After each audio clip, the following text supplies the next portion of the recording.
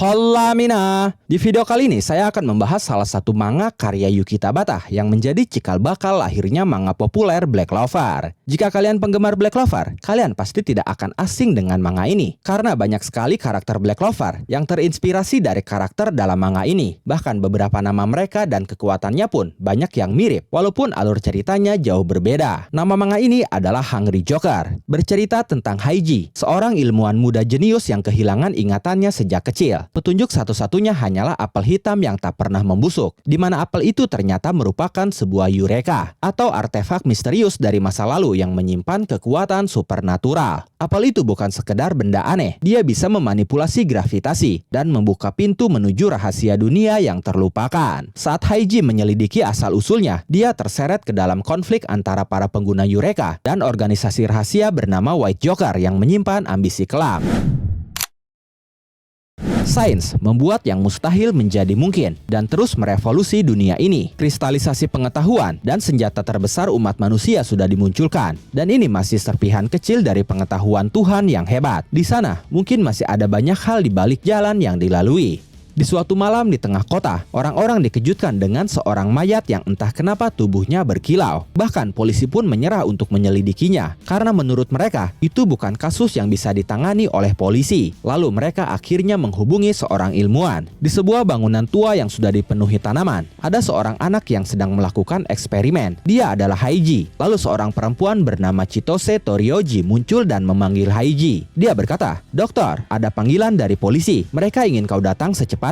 Tapi saat itu Haiji sangat fokus dengan eksperimennya. Dia sama sekali tidak merespon Chitose. Lalu saat Haiji meneteskan cairan ke dalam tabung eksperimen, seketika ledakan besar terjadi dan membuat Chitose jatuh terhempas. Tapi Haiji baik-baik saja karena dia menggunakan perisai sebagai pelindung. Haiji berkata, ketika panas lalu dicampurkan dengan protein, ia akan meledak sepertinya. Setelah itu dia baru menyadari ada yang datang. Dia berkata, "Wah, apa yang sedang kau lakukan melamun di sana Yamada? Aku sering melihatmu seperti ini. Aku penasaran, kenapa?" Chitose berkata, "Ini membuat semua percobaanmu berakhir jadi bencana, dokter." Lalu Haiji memperhatikan wajah Chitose sambil berkata, "Walaupun aku memasukkan ini dalam perhitunganku, kau masih terlihat seperti anak kecil. Hal itu diperkuat dengan kau yang memiliki wajah seperti anak kecil untuk ukuran mahasiswi. Dan lalu, kenapa dadamu masih besar seperti itu Yamada?" Seketika Chitose terlihat malu. Dia berteriak, "Aku tidak tahu. Lalu namaku bukan Yamada. Namaku Chitose Torioji." Lalu Haiji berkata, "Begitu ya, nama dan semacamnya itu tidak lebih dari sekedar simbol. Dan juga, ini bukannya karena aku peduli dengan apa yang berhubungan denganmu sejak awal. Ngomong-ngomong, kau mengganggu eksperimenku. Tolong pergi." Chitose langsung berteriak, "Tidak, dengarkan aku. Aku sudah katakan ada telepon dari polisi. Mereka mengatakan bahwa sesuatu seperti mayat yang berkilau ditemukan. Kasus ini belum pernah mereka lihat." Setelah mendengar itu, Haiji langsung menerobos Chitose sambil berkata, "Kenapa kau tidak mengatakannya dari tadi?" Chitose Torioji ternyata bekerja paruh waktu di laboratorium sebagai asisten di sebuah institut. Haiji adalah instrukturnya. Singkatnya, Haiji adalah ilmuwan jenius kecil yang misterius atau semacamnya. Chitose hanya tahu bahwa Haiji selalu melakukan penelitian berlebih tentang apel hitam dan juga hal yang berkilau. Saat itu, Haiji dan Chitose pun langsung pergi ke TKP. Tiba di sana, Chitose terkejut setelah melihat mayat yang berkilau. Bahkan menurutnya, Haiji pun terdiam setelah melihatnya. Padahal nyatanya Haiji sangat semangat dan berseri-seri. Haiji berkata, "Ini dia, akhirnya ketemu juga Yamada." Chitose yang saat itu menjadi mual justru bertanya apa maksudnya. Polisi yang ada di sana bertanya-tanya siapa anak aneh itu. Menurut polisi lainnya, anak itu adalah ilmuwan jenius atau semacamnya. Dan itu perintah dari atasan mereka untuk bekerja sama dengannya. Lalu Chitose berkata, "Tapi ini kasus apa? Mayat yang berkilau, bagaimana bisa itu terjadi?" Lalu seseorang dengan tudung kepala muncul dan berteriak, "Itu ulah dewa, aku melihatnya. Setelah aku mendoakannya, ada bayangan Tuhan terbang ke surga lalu menghilang. Ini ulah dewa." Orang itu akhirnya diamankan oleh polisi. Setelah itu Haiji mengajak Chitose kembali ke lab. Polisi bertanya apakah Haiji menemukan sesuatu. Haiji berkata, "Belum ada, karena itu aku akan mulai memastikannya sekarang." Lalu Haiji menelepon seorang pria tua berkumis. Dia berkata, "Aku mau mengajukan uang kontribusi untuk penelitian lagi sekitar 10 juta. Terima kasih banyak, aku berhutang padamu." Kemudian Haiji meminta Chitose untuk membawa mayat itu ke lab,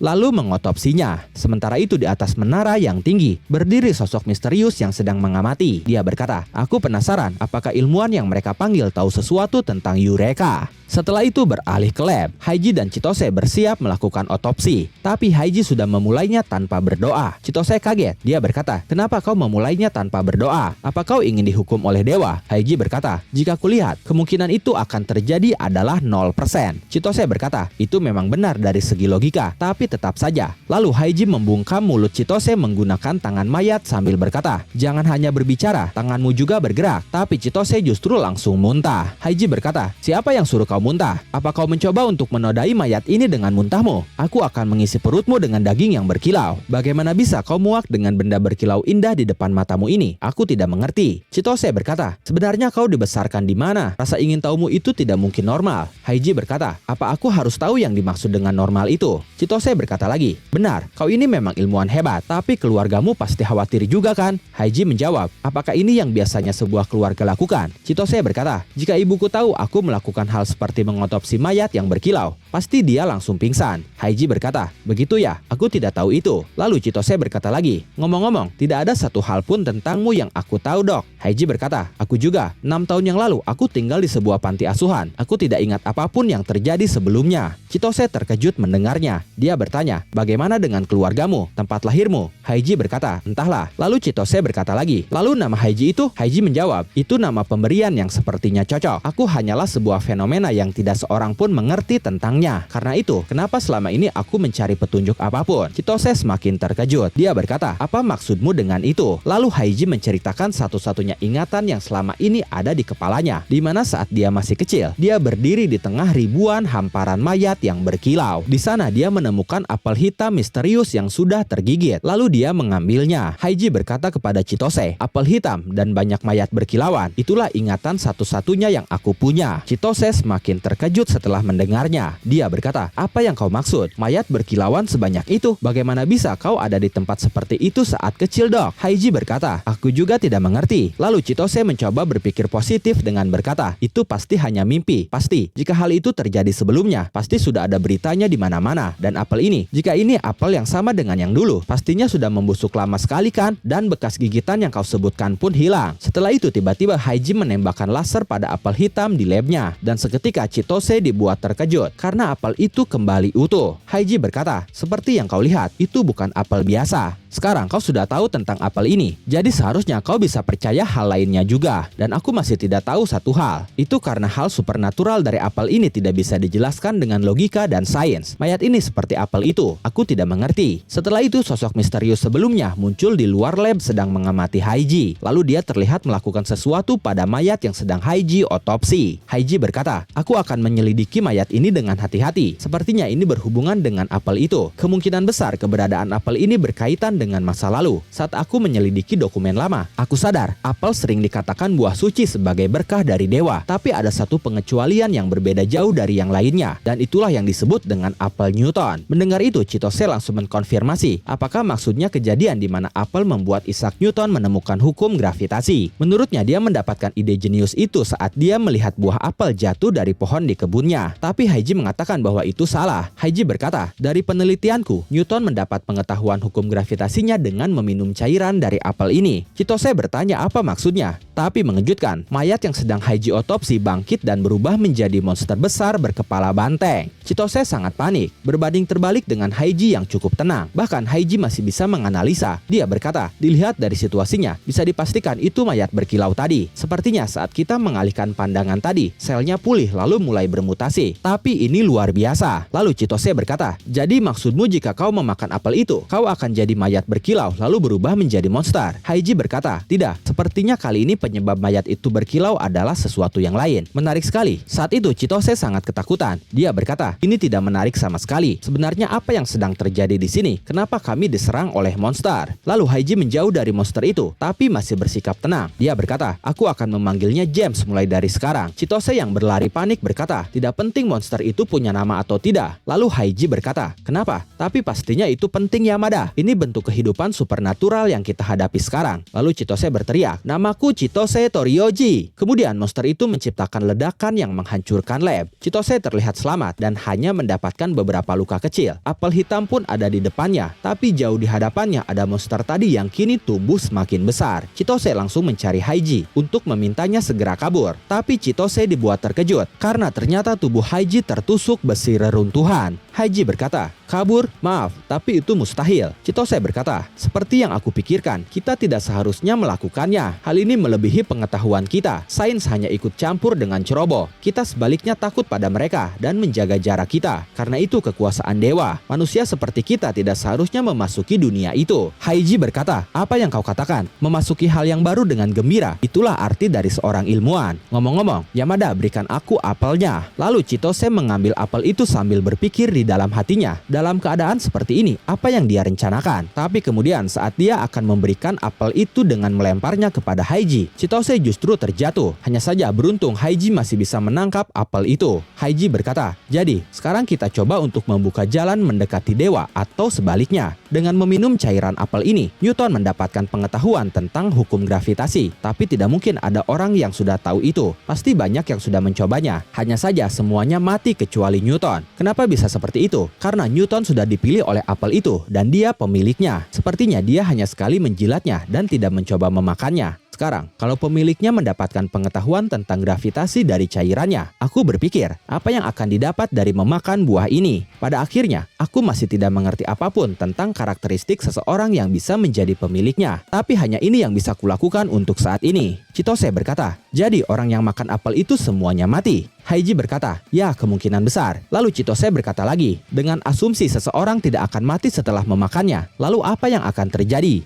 Haiji mengatakan bahwa dia pun tidak tahu. Kemudian Chitose bertanya lagi, "Apa mungkin bisa berubah menjadi sesuatu seperti monster itu?" Haiji menjawab, "Aku tidak bisa mengatakan apapun, jadi aku akan pastikan itu sekarang juga." Setelah itu Haiji memakan apelnya, tapi seketika dia langsung menjatuhkannya dan darah dari setiap luka di tubuhnya terlihat keluar lalu terangkat ke udara. Tapi saat itu monster tadi mulai mendekati Chitose. Lalu tiba-tiba reruntuhan dengan besi yang menusuk Haiji tadi terlempar menuju monster itu dan menusuk kepalanya. Kemudian mengejutkannya lagi, reruntuhan di sekitar monster dan Chitose melayang semuanya ke udara. Setelah itu kita melihat Haiji berdiri terbalik di salah satu reruntuhan yang melayang tadi. Haiji berkata, "Begitu ya, kali ini bukan pengetahuan tentang ilmu gravitasi, tapi kekuatannya yang memasuki tubuh. Jadi ayo kita lakukan percobaan." Setelah itu Haiji memasukkan gravitasi pada tubuhnya dan langsung menendang monster dengan sangat keras. Kemudian Haiji memberikan gaya gravitasi pada monster itu, tapi monster itu masih bisa bertahan. Haiji berkata, "Kekuatan gayanya tidak cukup." "Baiklah James, sebuah pertanyaan. Ketika gaya yang sama dibebankan pada permukaan yang lebih kecil, apa yang akan terjadi?" Lalu Haiji melepaskan gaya gravitasi yang terpusat seperti bilah pedang, dan itu berhasil membelah dua monster itu. Monster itu pun dikalahkan. Chitose menangis haru melihatnya. Dia berkata, "Kita selamat. Aku tidak mengerti sama sekali apa yang terjadi, tapi kau mengalahkannya, dokter. Ini sudah selesai. Aku hanya ingin pulang ke rumah sekarang." Haiji menanggapi ucapan Chitose dengan berkata, "Selesai? Apa maksudmu? Ini adalah awal dari penelitian. Bagaimana aku berevolusi dengan memakan apel ini? Aku masih tidak punya petunjuk. Dan juga, mutasi dari mayat yang berkilau tadi menjadi monster. Aku tidak tahu itu dewa atau apa. Tapi memburu pengetahuan itu adalah tujuan penelitianku."